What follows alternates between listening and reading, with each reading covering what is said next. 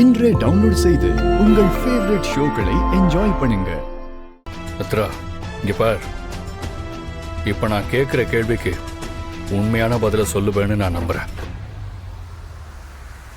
ஒரு சின்ன குழந்தைகிட்ட உன்னோட ஈகோவை காட்டியிருக்க. இது உனக்கே நல்லா இருக்கா? ஆதி, நீங்க பண்றது கொஞ்சம் கூட சரியில்லை. அவங்க சொல்றத கேட்டுக்கிட்டு மித்ராவை எல்லாரும் முன்னாடி நிக்க வச்சு இப்படி ஏதோ குற்றவாளியை விசாரிக்கிற மாதிரி கேள்வி கேட்டுட்டு இருக்கீங்க. நீங்க கொஞ்சம் பேசாம இருக்கீங்களா? மித்ரா பேசட்டும். சொல்லு மித்ரா. மித்ரா, பதில் பேசு. ஆமா ஆதி, நான் தான் பண்ணேன். கோபத்துல பண்ணிட்டேன். போதுமா?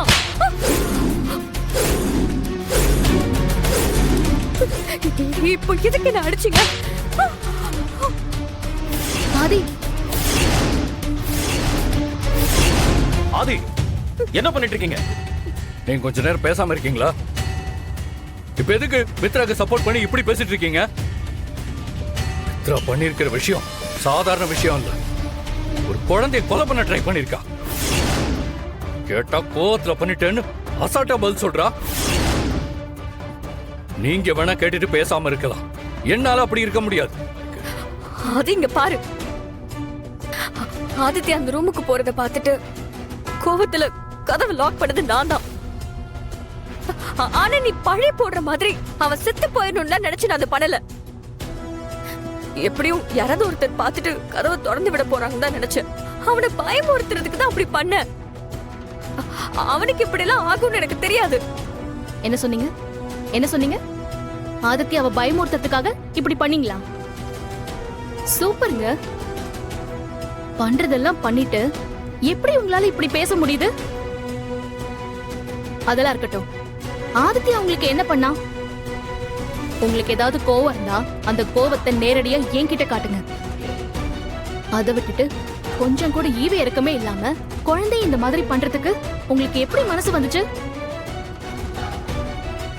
உங்க பிரச்சனையில தேவையில்லாம எங்களை இன்க்ளூட் பண்ணி குழந்தைய கஷ்டப்படுத்துற வேலையெல்லாம் இனிமே வச்சுக்காதீங்க.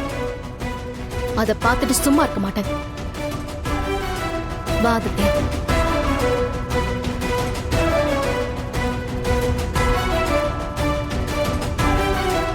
அவனுக்கு இதான் ஃபர்ஸ்ட் அண்ட் லாஸ்ட் வார்னிங். இதுக்கு மேல இந்த மாதிரி நடந்துச்சுன்னா அதுக்கப்புறம் நம்ம ரெண்டு பேருக்கும் கல்யாணங்கிறது கேள்விக்குறிதான்.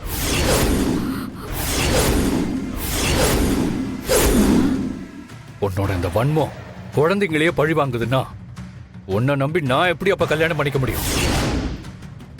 உனக்கு புரியும்னு நினைக்கிறேன். ஆதி, இப்ப எதுக்கு சம்மந்தமே இல்லாம எதுக்கு இது கூட கனெக்ட் பண்ணி பேசிக்கிட்டு இருக்க? நான் பண்ணது தப்புதான். அதுக்காக கல்யாணம் நடக்காது அது இதுன்னு பேசுற அளவுக்கு உனக்கு அவதான் ரொம்ப முக்கியமா போயிட்டாளா? இந்த விஷயத்துல என்னால உன் பக்கம் நிக்க முடியாது மித்ரா. நீ பண்ணது மன்னிக்க கூடிய தப்பே கிடையாது. பாரதி, பாரதி. என்ன ஆதி?